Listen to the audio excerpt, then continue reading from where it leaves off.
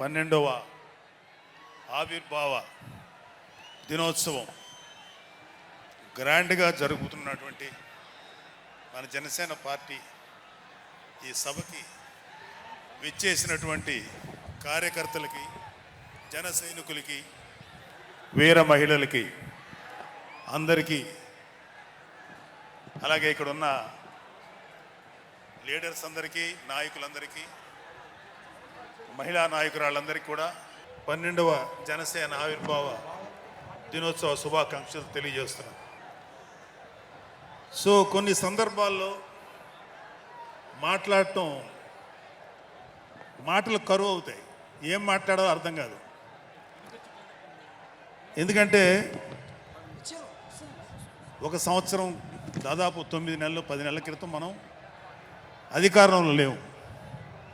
అప్పుడు మనకి ఎలాంటి విషయాన్నైనా, ఏ విషయాన్నైనా తీవ్రంగా మాట్లాడగలిగేటువంటి శక్తి ఉంది. కానీ ఇప్పుడు అధికారం వచ్చిన తర్వాత మనం ఒళ్ళు దగ్గర పెట్టుకొని చాలా కేర్ఫుల్గా ఉండాలి. అలా ఒళ్ళు దగ్గర పెట్టుకోకుండా నోటికి వచ్చినట్లు మాట్లాడితే ఏం జరుగుతుందో మనందరం కళ్ళారా చూస్తున్నాం. ఇవాళ అహంకారం తలకెక్కి నోటికొచ్చినట్లు మాట్లాడి చిన్న పెద్ద తేడా లేకుండా బిహేవ్ చేసినటువంటి, మాట్లాడినటువంటి కొంతమంది ప్రతిపక్ష అని చెప్పలేములేండి, ప్రతిపక్షం లేదు కదా, నాయకులకి ఏం జరిగిందో తెలుసుకున్నాం. కాబట్టి ప్రతి మాట ఆచితూచి మాట్లాడాలి. సో అందుకని కొంచెం అది కూడా కాకుండా మేమందరం కూడా మాకు కొన్ని లిమిటేషన్స్ ఉన్నాయి. మన ప్రెసిడెంట్ గారు ఏమాత్రం ఒక మాట తేడాగా మాట్లాడినా ఒక ఏ విధంగానూ స్పేర్ చేయనటువంటి వ్యక్తి, ఒక డిసిప్లైన్డ్ లీడర్ ఆయన. సో ఆయన ఆధ్వర్యంలో చాలా జాగ్రత్తగా పనిచేస్తాం, జాగ్రత్తగా మాట్లాడతాం. Thank you very much. అసలు ఒక 12 సంవత్సరాల కాలం అంటే మన హిందూ సాంప్రదాయంలో 12 సంవత్సరాలకి ఒక ప్రత్యేకత ఉంది. మన కృష్ణా, గోదావరి లాంటి నదులకి పుష్కరాలు జరుగుతుంటాయి, చాలా పవిత్రమైన రోజులు అవి. అలాగా మిగతా అన్ని ఆవిర్భావ సభలు ఒక ఎత్తు అయితే ఈ 12వ ఆవిర్భావ సభ ఒక నదికి వచ్చిన పుష్కరాలు ఎంత పవిత్రమైనయో అంత గొప్ప రోజు ఈరోజు. సో ఈ అవకాశం మనకి ఇచ్చినటువంటి పవన్ కళ్యాణ్ గారికి మనం అందరం సదా కృతజ్ఞులై ఉండాలి. ఇప్పుడు పవన్ కళ్యాణ్ గారు ఆయన సాధించినటువంటి సక్సెస్, ఆయన సాధించినటువంటి విజయం మనం ప్రత్యేకంగా చెప్పుకోకర్లా. 100కి 100% స్ట్రైక్ రేట్ తోటి ఆయన విజయాన్ని, అద్భుతమైన విజయాన్ని సాధించడంతో పాటు అటు రాష్ట్రంలోనూ దేశంలోనూ ప్రభుత్వాలు నిలబెట్టడానికి ఒక వెన్నెముగ్గా నిలిచారు. సో ఆయన గురించి ప్రత్యేకంగా ఏమీ మాట్లాడక్కర్లేదు, ఎందుకంటే చాలామంది చాలాసార్లు మాట్లాడుతున్నారు. మనం తెల్లారులేస్తే టీవీల్లో అన్ని చోట్ల చూస్తున్నాం. ఆయన తీసుకున్నటువంటి Panchayati Raj, water works, forest department ఎంత ఎఫిషియెంట్గా పనిచేస్తున్నారో, అలాగే మన మినిస్టర్లు తీసుకున్నటువంటి ముఖ్యమైన శాఖలన్నీ కూడా ఎంత ఎఫిషియెంట్గా పనిచేస్తారో మనందరం చూస్తున్నాం. సో స్పెసిఫిక్గా కళ్యాణ్ బాబు గారు ఎంత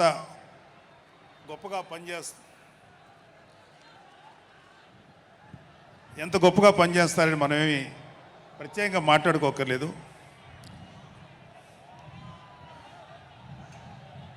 సో అయితే ఎన్ని మాట్లాడినా ఒక విషయం అయితే మనం మాట్లాడుకోవాలి. ఒక సినిమా స్క్రిప్ట్ కానీ, ఒక ఉపన్యాసం కానీ, దానికి కొన్ని లక్షణాలు ఉంటాయి. అంటే ప్రతి స్పీచ్లోనూ ఒక హీరో, అంటే ఒక సినిమాకి చెప్పిన ఒక హీరో, ఒక విలను, ఒక హీరోయిన్, ఒక హాస్యగాడు, ఇలా ఉంటారు. సో మనం వైసీపీ హాస్యగాళ్ళ గురించి చెప్పుకోకుండా ఈ స్పీచ్ని ఎండ్ చేయలేం. ఎందుకంటే జగన్ లాంటి హాస్యనటుడు కనే కళల గురించి మీకు చెప్పాలి. ఆయన ఎలక్షన్స్ అయిపోక ముందు నిద్రలోకి వెళ్ళారు. ఇప్పటికి నిద్ర లేవాలి. అప్పుడప్పుడు నిద్రలో లేచి కలవరిస్తుంటారు. మొన్న కూడా ఒక మాట చూశారు. కళ్ళు మూసి తెరిచేలోగా 9 నెలలు అయిపోయినాయి, ఇంకెంత, ఇంకాసారి కళ్ళు మూసి తెరిచేలోపుగా 5 ఏళ్ళు అయిపోతాయి, ఆ తర్వాత అధికారం మాదే అని ఆయన మాట్లాడుతుంటే అంతకన్నా ఏ హాస్యగాడు కూడా అంత అద్భుతంగా చేయలేడు. అంత అద్భుతంగా హాస్యం చూపిస్తున్నారు ఆయన. కానీ ఆయనకి నా సలహా ఏంటంటే, సార్ మీరు నిద్రలోనే ఉండండి, అప్పుడప్పుడు కలవరించండి, తప్పులేదు. ఇంకొక 20-30 ఏళ్ల తర్వాత మీరు కల్లో నుంచి బయటికి రండి, అప్పుడు దాకా మిమ్మల్ని ఎవ్వరూ డిస్టర్బ్ చేయరు. ఇది నాకు మనస్ఫూర్తిగా నేను మీకు ఇచ్చే సలహా. మీరు 20 ఏళ్ల తర్వాత మేలుకోండి, ఆ తర్వాత మీ ఇష్టం. మేమైతే 20 ఏళ్ల దాకా మిమ్మల్ని హ్యాపీగా పడుకోమనే సలహా ఇస్తున్నాం.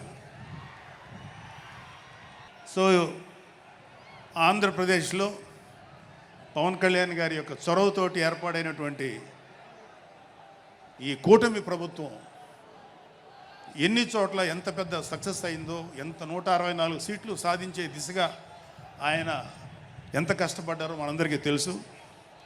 అయితే మా అదృష్టం ఏంటంటే ఇక్కడ పిఠాపురంలో జరుగుతుంది కాబట్టి పిఠాపురంలో ఎలక్షన్స్ ఎలా జరిగినాయో ఒక 2 మాటలు చెప్పకపోతే, నేను పిఠాపురంలో పనిచేసి పిఠాపురం అభిమానుల యొక్క అభిమానాన్ని చూరుకున్న పవన్ కళ్యాణ్ గారికి, అలాగే పిఠాపురం యొక్క జనసైనికులకి, పౌరులకి నేను కృతజ్ఞత చూపించినట్టు అవుతుంది. సో వాళ్ళ కోసం ఈ 2 మాటలు మాట్లాడుతున్నాం.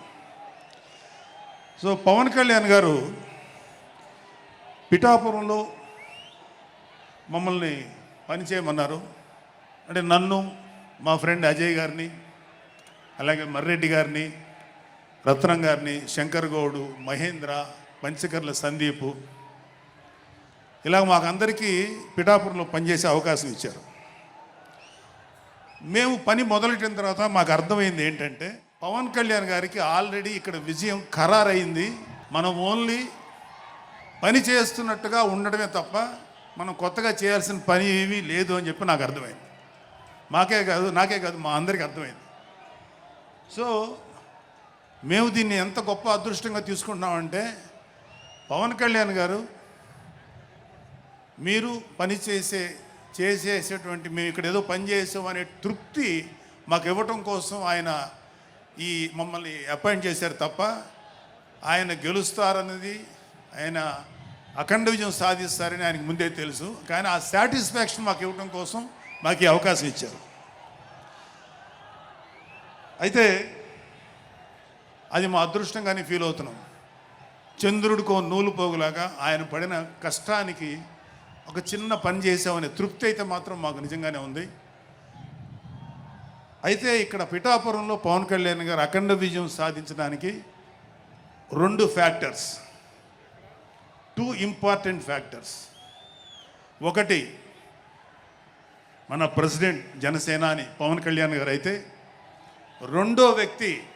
రెండో ఫ్యాక్టర్, నాటి వ్యక్తి ఫ్యాక్టర్, పిఠాపురం జనసైనికులు, పిఠాపురం పౌరులు, పిఠాపురం ఓటర్స్. వీళ్ళిద్దరూ లేకపోతే మేము ఏమి చేసినా ఏం ఉపయోగం లేదు. సో మాలో ఇంకెవరైనా సరే పవన్ కళ్యాణ్ గారి విజయానికి నేనే దోహదపడ్డాను అని ఎవరన్నా అనుకుంటే అది వారి కర్మ, అంతకంటే ఏం చేయలేం. సో ఇక్కడ మన ప్రెసిడెంట్ పవన్ కళ్యాణ్ గారికి ఆయన గురించి చెప్పడానికి ఒక ఇంపార్టెంట్ విషయం చెప్పాలి. అది ఏంటంటే, మొన్న ఈ మధ్యన మా అమ్మగారితో మాట్లాడుతున్నప్పుడు మా కళ్యాణ్ బాబు గురించి ఒక మాట వచ్చింది. యాక్చువల్గా ఇక్కడ నేను ఒక అన్నగా మాట్లాడకూడదు, కానీ నేను ఒక పార్టీ జనరల్ సెక్రటరీగా మాట్లాడాల్సి వచ్చినా కూడా ఒక అన్నగా ఈ ఒక్క విషయం నేను చొరవ తీసుకుని మాట్లాడాలి. సో మా అమ్మని అడిగాను. అంటే ఆవిడ నాతో చాలా ఫ్రెండ్లీగా ఉంటుంది. ఆవిడని అడిగా, ఏదో మాటల్లో వచ్చింది, అమ్మ మమ్మల్ని అంటే ఏ తల్లి అయినా ఒక ఆడతల్లి ఒక ఒక స్త్రీమూర్తి బిడ్డను కనేటప్పుడు చాలా నొప్పులు పడుతుంది. అది ఒక పునర్జన్మ అంటారు. అలాంటిది నేను మా అమ్మని అడిగా, నేను పుట్టినప్పుడు ఏమన్నా పెయిన్స్ అనుభవించావమ్మా అని. మా అమ్మ అంది, నువ్వు పుట్టినప్పుడు నేను అనుభవించినది పెయిన్స్ భూమి మీద ఆడది అనుభవించలేదు, అంత కష్టం పెట్టేవాను. అది మా అమ్మ చెప్పింది నా గురించి. సరే కళ్యాణ్ బాబు ఎలాగా అన్న. గొప్ప విషయం అంటే నేను షాక్ అయ్యా. వాడు పుట్టినప్పుడు నాకు పెయిన్ అనేది కొంచెం కూడా తెలియలేదురా, అలాగా నాకు పెయిన్ లేకుండా పెయిన్ ఇవ్వకుండా పుట్టాడు. ఈ విషయం నేను కొంచెం షాక్ అయ్యా. అదేంటమ్మా కనీసం పెయిన్స్ ఉంటాయి కదా, ఏమోరా నాకు ఏమాత్రం పెయిన్ తెలియకుండా పుట్టాడని. సో నేను ఏమంటానంటే, పుట్టేటప్పుడు కన్న తల్లికి కూడా ఏమాత్రం నొప్పి బాధ ఇవ్వకుండా పుట్టిన పవన్ కళ్యాణ్ లాంటోడు, అలాంటి నాయకుడు ఈ కూటమి భాగస్వామ్యంలో ఉప ముఖ్యమంత్రిగా ఉన్న నాయకుడు ప్రజలకి ఎందుకు బాధలు రానిస్తాడు? వాళ్ళకి ఏ బాధలు కష్టాలు రాకుండా గుండెల్లో పెట్టుకొని చూసుకుంటాడు. అది మనం కళ్ళారా ఈరోజు చూస్తున్నాం. ఇప్పుడు మనం చూస్తున్నది ఆవగింజలో అరవంతు మాత్రమే. కూటమి భాగస్వామ్యంలో పవన్ కళ్యాణ్ గారి భాగస్వామ్యంలో జరుగుతున్న కూటమి ప్రభుత్వం పరిపాలన ఆవగింజల అరశాతమే. ఇంకా చాలా ఉంది. ఇప్పుడు చూస్తుంది just tip of the iceberg. అద్భుతమైన పరిపాలన మనకు రాబోతుంది. రాబోయే 20 ఏళ్లలో ఆంధ్రప్రదేశ్ ఒక స్వర్ణయుగం చూడబోతుంది. ఎందుకంటే ఎప్పుడో స్వాతంత్రం రోజుల్లో కొంతమంది మహానుభావులు పుట్టారు. అలాంటి వ్యక్తి ఈరోజు పుట్టడం, ఈరోజు మన ముందు ఉండటం మన అదృష్టం. అలాంటి వ్యక్తి దగ్గర పని చేయడానికి ఇగో ఈ స్టేజ్ మీద ఉన్న ప్రతి ఒక్కళ్ళం గర్వంగా ఫీల్ అవుతున్నాం. మాకు పదవులు వచ్చినా రాకపోయినా ఆయనకు సేవ చేస్తాం. నేనేమంటానంటే, మీరందరూ తెలుసుకోవాల్సింది, మీరు పవన్ కళ్యాణ్ అంత గొప్పవాడు కండి, తప్పులేదు.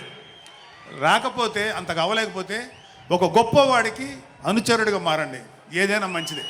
నేను ఆ పని చేశాను. రెండో పని, పవన్ కళ్యాణ్ గారు అంత గొప్పగా నేను అయ్యే దమ్ము లేదు, కానీ ఆయనకి అనుచరుడిగా మాత్రం నాకు అవకాశం ఇచ్చారు. అది నేను చాలా సంతోషపడతాను. ఎందుకంటే ఇవాళ కళ్యాణ్ బాబు లాంటి వ్యక్తి, ఇక్కడ ఉన్నటువంటి మా నాయకులు ఎవరైనా సరే, మేము చూస్తున్నది కేవలం ఒక జనరేషన్ కాదు, రాబోయే 3-4 జనరేషన్స్. అంటే మీరు, మీ పిల్లలు, మీ గ్రాండ్ చిల్డ్రన్ ఎంత మంచి ప్రపంచాన్ని చూడాలి, ఎంత మంచి జీవితాన్ని చూడాలి, ఎంత చక్కటి అవకాశాలు రావాలి అనేటువంటి ఆలోచనతోటే ముందుకెళ్తున్నాం. ఖచ్చితంగా రాబోయే 20 ఏళ్లలో ఇది జరిగి తీరుతుంది. పవన్ కళ్యాణ్ గారు ఒక జనరేషన్ కోసం కాదు, రాబోయే 2-3 జనరేషన్ల కోసం కూడా ఆలోచించగలిగేటువంటి గొప్ప నాయకుడు. ఇంకొక చిన్న విషయం ఏంటంటే, నాకు ఎమ్మెల్సీగా అవకాశం ఇచ్చినటువంటి మన ప్రెసిడెంట్ పవన్ కళ్యాణ్ గారికి నా హృదయపూర్వక కృతజ్ఞతలు. అలాగే నేను ఎమ్మెల్సీ కావటానికి నన్ను ప్రోత్సహించినటువంటి వ్యక్తులు, లేదా నేను ఎమ్మెల్సీగా ఉండాలని కోరుకున్న మీలాంటి ఎంతో అభిమానించే కార్యకర్తలు, అలాగే మా నాయకులు, ఆ రోజు నాకు సపోర్ట్గా వచ్చినటువంటి మా నాయకులందరూ, మనోహర్ గారు, రామకృష్ణ గారు, విష్ణుకుమార్ రాజు గారు, లోకేష్ గారు, వీళ్ళందరికీ కూడా నా హృదయపూర్వక కృతజ్ఞతలు. అంటే దేవుడు అనేవాడు మనం అడిగితే వరాలు ఇస్తాడు, ఖచ్చితంగా వరాలు ఇస్తాడు. కానీ అడగకుండానే వరాలు ఇచ్చేవాడు పవన్ కళ్యాణ్. అతను ఏమని పిలవాలో మీరే డిసైడ్ చేసుకోండి.